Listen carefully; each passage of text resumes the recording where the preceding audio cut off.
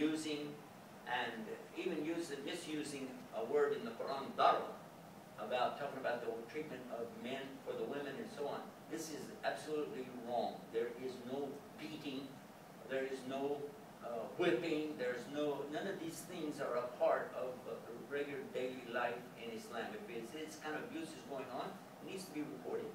Do you recall in one of our programs I mentioned to you guys that a pilot in an airplane, he sees a problem, he has to first identify and say it's a problem. You have to admit it's a problem. Same in our lives. Second is tell somebody they can do something about it. If it requires to go to the authorities, to the police, to the family counselors, to someone who will take care of the child protective services, do it.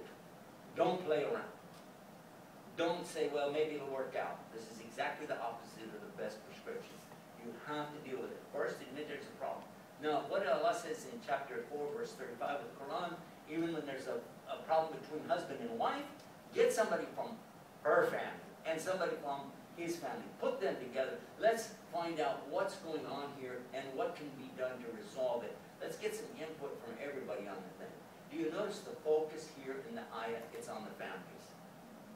It's not really talking about getting outside help, as in, let's call somebody up who doesn't even know what's Islam, they don't even know what culture we're coming from, but actually bringing the families together and trying to find resolution for it. And all of us know basically what is right and what is wrong. And it's never right that someone is beating somebody up.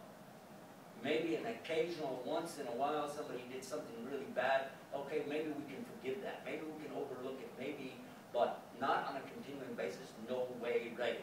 This cannot happen. And it has been maybe, and anybody's been married 20 or 30 years, and maybe occasionally somebody got angry, a woman slapped her husband, or a husband slapped their wife. Maybe. But even then, once is too much. Be very careful about this, because if it starts to become a habit, then this is going to grow and it will affect not only you, but it affects every member of every family, your children and everybody. So that kind of thing, we want to be sure that we talk about this, because it will bleed over and you will see this in a child, and you'll say, what's wrong with that child? The counselor will say, what's wrong with the parents? This child didn't come like that, didn't come out of the mother that way. What happened? Is it physical? Let's go to have a doctor examine. Maybe there's something wrong. Is it mental? Is there something wrong in here in the development? Or is it that family society? Now I want to end by going back to the hadith that I mentioned early on in one of our programs, when I said that the Prophet ﷺ said every child is born on the fitra, the natural inclination of submission, surrender, peace, obedience, sincerity with Allah. All of that is what's Islam. He's born in this condition, in Islam. Beautiful condition, innocent condition.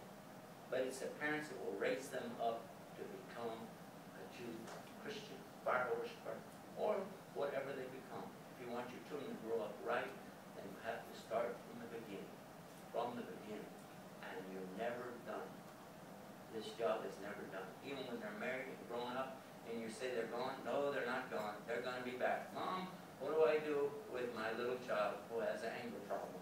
Mom, my child has this. My husband, he did so-and-so. My wife, she's, and it's going to go on. This is family, and this is family focus. Until next time, peace.